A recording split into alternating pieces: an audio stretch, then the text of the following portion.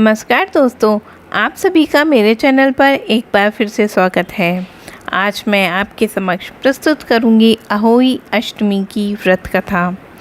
कार्तिक मास के कृष्ण पक्ष की अष्टमी तिथि पर अहोई अष्टमी का व्रत रखा जाता है।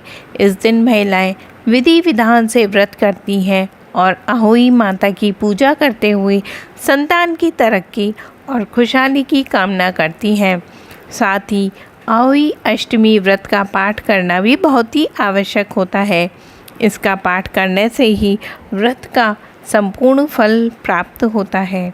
तो आइए जानते हैं अहोई अष्टमी व्रत की व्रत कथा। एक नगर में एक साहूकार रहा करता था और उसके 7 लड़के थे।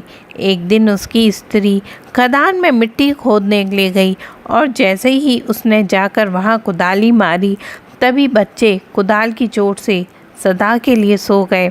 इसके बाद उसने कुदाल से स्याहू के खून से सना देखा तो उसके सह के बच्चे मर जाने का बड़ा ही दुख हुआ, परंतु वह विवश थी। यह काम उसे अनजाने में हो गया था। इसके बाद वह बिना मिट्टी लिए ही खेत करती हुई अपने घर पर आ गई। दूसरी तरफ जब से अपनी घुरकाल में आई तो अपने बच्चों को मरा हुआ देखकर अनेक प्रकार से विलाप करने लगी और ईश्वर से प्रार्थना करते हुए कहा कि जिसने मेरे बच्चों को मारा है उसे भी इसी प्रकार का कष्ट होना चाहिए। तत्पश्चात से अपने आप से सेठानी के 7 लड़के में से एक ही साल के भीतर समाप्त हो गए, अर्थात वह जीवित नहीं रहे। इस प्रकार अपने बच्चों को असमय काल के मुंह में समाते हुए सेठ और सेठानी इतने दुखी हुए कि उन्होंने किसी तीर्थ पर जाकर अपने प्राण गंवा देना ही उचित समझा।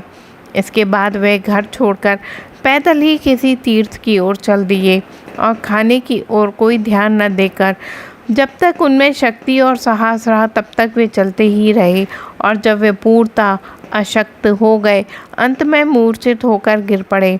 उनकी दशा देखकर भगवान करुणा सागर ने उनको मृत्यु से बचाने के लिए उनके पापों का अंत किया।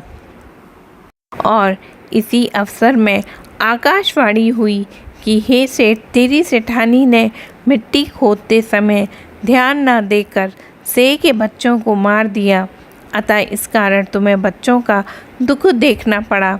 यदि अब पुनः घर जाकर तुम मन लगाकर गऊ की सेवा करोगे और अहोई अष्टमी माता आजगता देवी का विधान करने से व्रत प्रारंभ करके प्राणियों पर दया रखते हुए स्वप्न में भी किसी को कष्ट नहीं दोगे, तो तुम्हें भगवान की कृपा से पुनः संतान का सुख प्राप्त होगा। और इस प्रकार आकाशवाणी सुनकर सेठ और सेठानी कुछ आशान्वित हुए और भगवती देवी का स्मरण करते हुए घर की ओर चल दिए। इसके बाद श्रद्धा और भक्ति से न केवल अहोई माता का व्रत किया, बल्कि गाय माता की सेवा करना भी उन्होंने शुरू कर दिया तथा जीवों पर दया भाव रखते हुए क्रोध, द्वेष, ईर्ष्या का सर्वदा के लिए परित्याग कर दिया।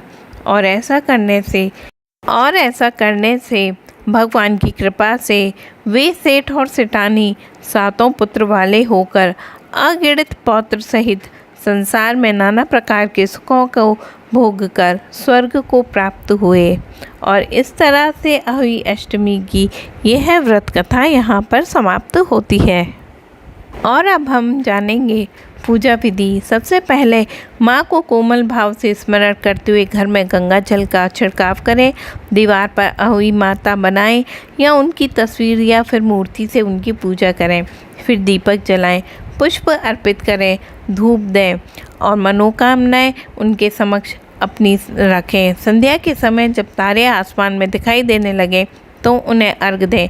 अंत में पूजन करके पकवानों को माता के सामने भोग के स्वरूप में अर्पित करें और घर में बड़ों का आशीर्वाद लेकर व्रत का पारण करें।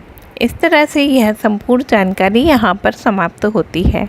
आप सभी का दिन मंगलमय और शुभ हो। अहोई माता की कृपा आप पर बनी रहे।